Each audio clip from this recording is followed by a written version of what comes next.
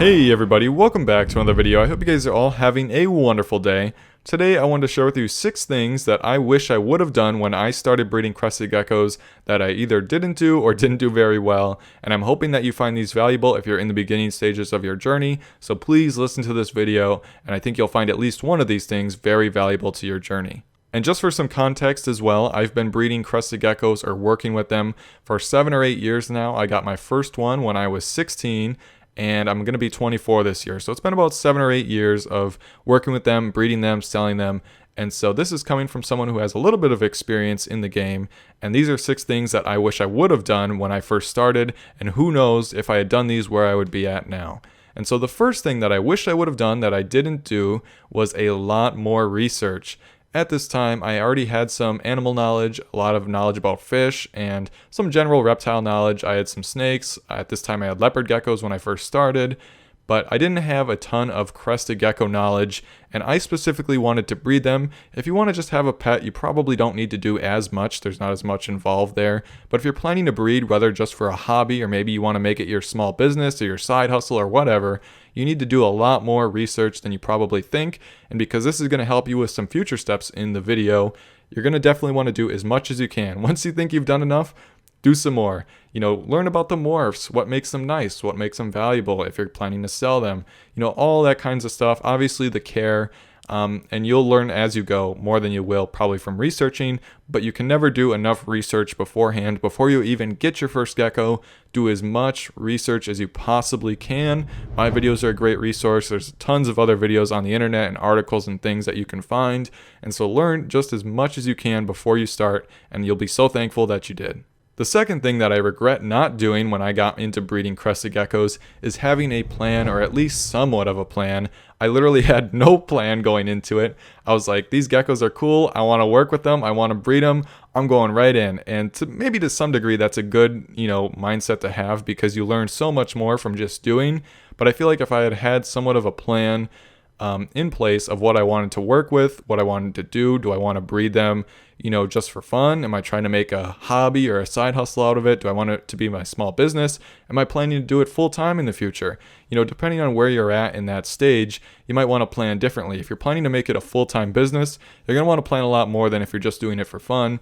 If you're doing it for a hobby and you maybe want to make a little bit of money, I still recommend doing as much planning as you can before you get your feet wet. This way you have somewhat of a idea of what you'd like to achieve with breeding your geckos and the types of morphs you'd like to work with. And if you've done your research, like in step 1, you'll already know a lot about the different types of morphs and the different types of geckos that are available to you, and so you can plan pretty accurately of what you'd like to achieve. This plan doesn't have to be set in stone. Of course, you can change as things progress, but it's going to help you avoid number 3, the third thing that I did that I wish I wouldn't have done, and that is shiny object syndrome. If you have a solid plan in place, it's going to be a lot easier to look at that and say, nope, not going to buy this because it doesn't fit into my plan and what I want to work with or what I want to do.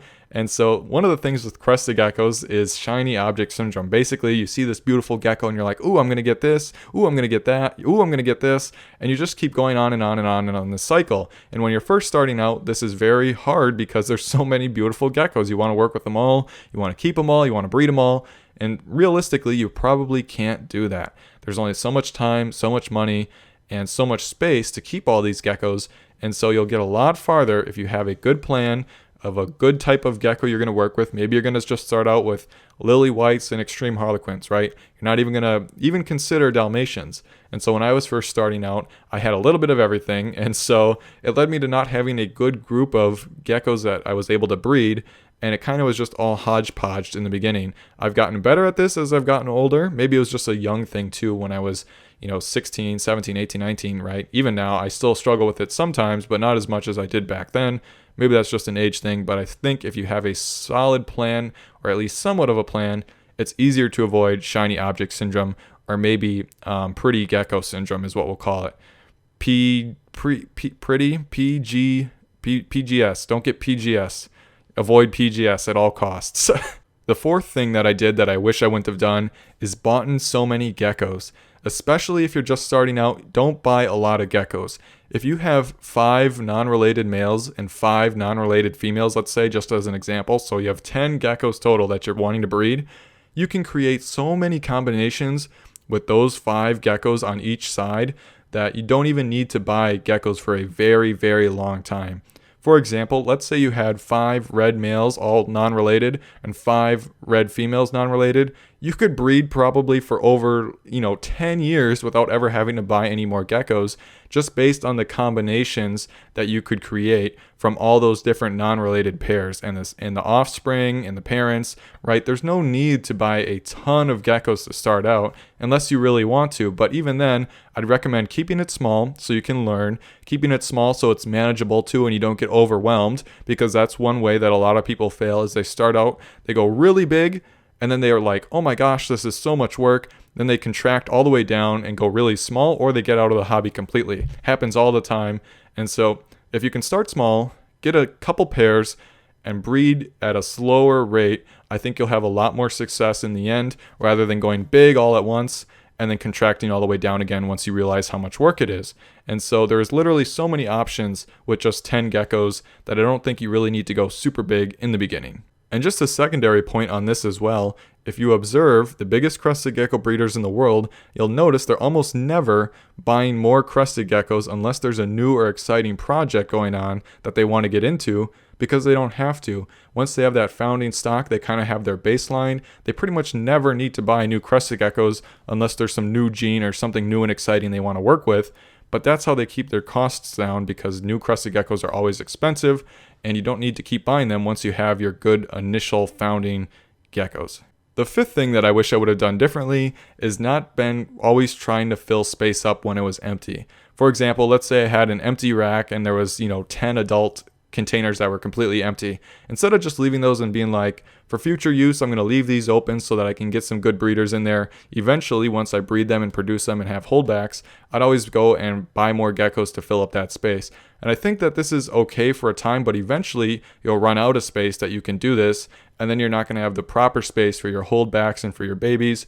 And luckily for me, I never went to the extent to where it actually harmed me, or I never had extra space, but it was just something that, led to me spending more money on geckos I really didn't need probably, or starting a new project that I probably shouldn't have, when I should have really just left those open spaces for future breeders, future holdbacks, and things like that. This can be kind of tricky because it goes back to PGS, pretty gecko syndrome. You see those pretty geckos online and you're like, oh, I have some open spaces. I could probably get that.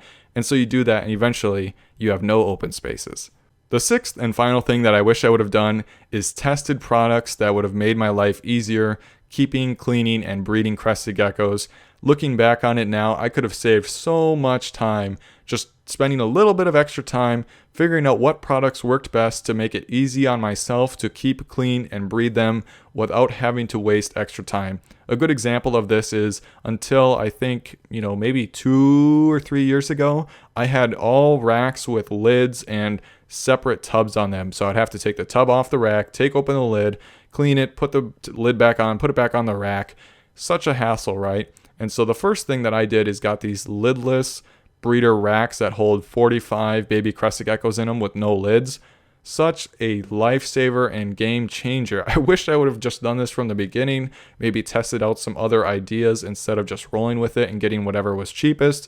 Had I just invested a little bit more money, I could have gotten this rack that has no lids from the very beginning, and it would have made my life so much easier from the very start. And you don't have to spend a lot of money to do this. You can make something yourself, you can figure out something that's cheap, but just test some different stuff, figure out what works best for you, and then roll with it, rather than going with the first thing that you get or the first thing that you see online, because saving time is everything once you start getting more and more geckos, and so you'll thank yourself in the future, and once you finally do, it'll be such a relief. But that's all I have for you. These are the 6 things that I think would have made the biggest difference and biggest impact on my crested gecko breeding journey, as far as things that I wish I would have done differently. So I hope this was helpful to you. I hope you found it valuable. And if you're in the beginning stages of your journey, please take some of this advice. You don't have to take all of it, but even if you do 1 or 2 of the things on this list, I guarantee it'll make your experience better.